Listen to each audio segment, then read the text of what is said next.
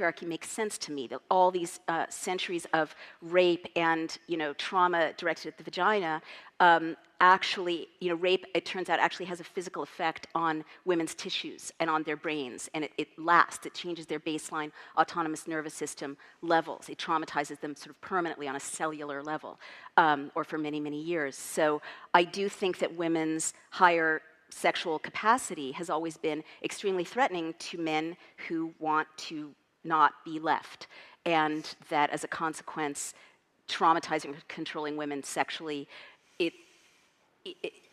breaking the brain-vagina connection, that feedback loop of confidence, has been a constant in patriarchal history. Okay, another question. Juliet? Can I just say something about that? Look, it doesn't surprise, male misogyny doesn't surprise me, and it's their problem.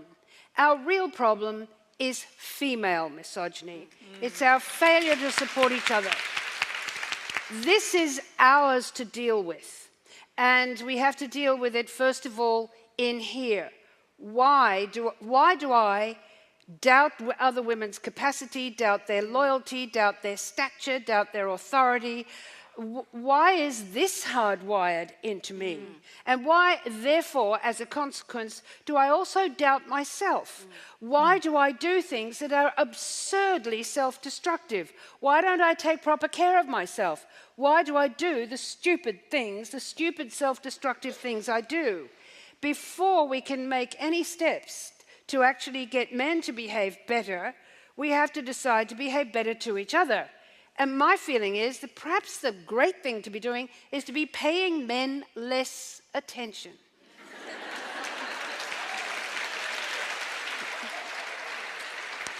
You were all nodding when Germaine was saying that, was talking about women doing that to themselves, and about who wants to pick that up, that idea of female misogyny. I had an experience of this last week where after Mary Colvin died, and there are very few number of, well, actually, it turns out there are a lot of short women who are war correspondents. I don't know why, but it just works that way.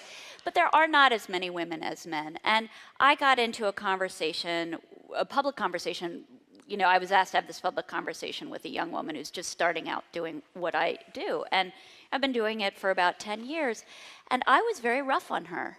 And afterwards, it wasn't that public, it got edited, nothing that untoward was said, but afterwards I apologized to her. And I had been doing all of those things. I had been doubting her street cred, essentially, and because she was a woman, or just in general? Because I doubted my own street cred looking at Mary Colvin. And I didn't realize that till the conversation was over, and I took ownership over it, and I said, I'm so sorry, because when I was just starting out, I promised myself I would never be one of those tough-ass bitches who was like, I've been remembered, and I was. So I nodded because I recognized my own behavior in that, and I was grateful that I reached out. And where do you think that comes from, Eliza? My own insecurity. No question about it. Now then, there's another thing I want to say about women's insecurity. Look, what I want to say is this, it's very simple.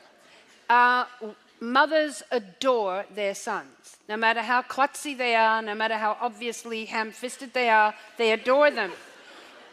Heterosexual daughters are in love with their fathers. Their fathers are distracted. Their fathers might be close, their fathers might be too close. Their fathers